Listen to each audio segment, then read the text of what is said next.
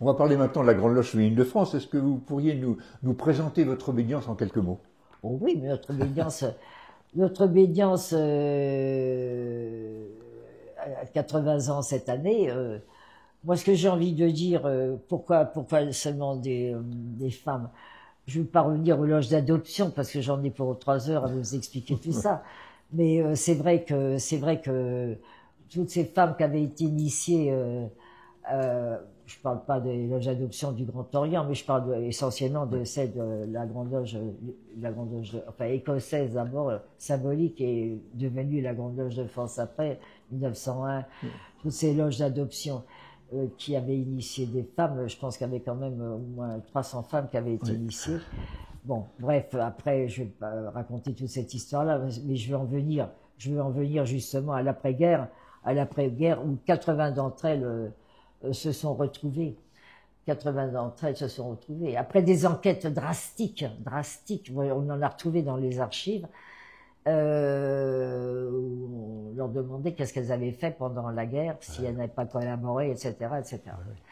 Et donc elles se sont retrouvées environ 80 sœurs, et elles ont voulu monter quelque chose, l'union maçonnique, le comité de reconstruction, ce qu'on a appelé le comité de reconstruction.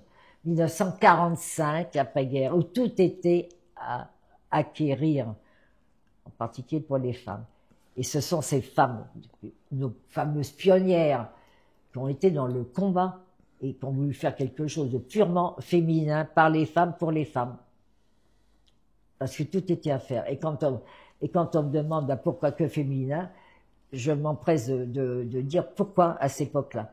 Elles ont éprouvé le besoin de refaire nanti de l'initiation, de ce que ça voulait dire pour elles aussi, de reconstruire quelque chose. Et c'est comme ça que c'est parti avec l'Union maçonnique féminine de France. Elles ont galéré, elles ont à leur tour commencé à reconstruire pas mal de loges, qui ont d'ailleurs les premiers numéros aujourd'hui de la Grande Loge féminine, ce sont les numéros, je parle en particulier de ce qui reste, numéro 1, le livre examen, numéro 2, la Nouvelle Jérusalem, 4, Théba, et 5, je pense qu'à elle, ça va me revenir. Les numéros qui manquent, c'est les numéros, elles n'ont pas pu reconstruire une loge, Union et Bienfaisance, le Général Pénier, etc. Et à partir du numéro 6, ce sont des loges qui n'émanent pas des loges d'adoption, mais qui à leur tour, ont été faites par nos pionnières. Et quand elles ont fait Athéna à Toulouse, à l'époque, on prenait les trains de nuit, il n'y avait pas d'Inouï, il n'y avait pas de TGV et tout. C'est comme ma propre loge. Elle a été construite à Aulnay-sous-Bois, au climat, puisque nous n'avions pas encore le rite écossais ancien et accepté, qui est arrivé plus tard. Ma loge a été incorporée, qui n'émanait pas des loges d'adoption, mais a été incorporée au rite d'adoption. D'ailleurs, tous les documents sont avec les 5 points, etc. Très bien.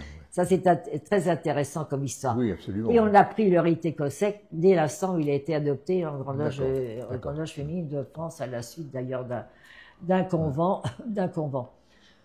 Donc toutes ces femmes-là, on voulait, et c'est comme ça que finalement, on a vu éclore la Grande Loge féminine de France, qui a pris ce nom-là, donc Très bien.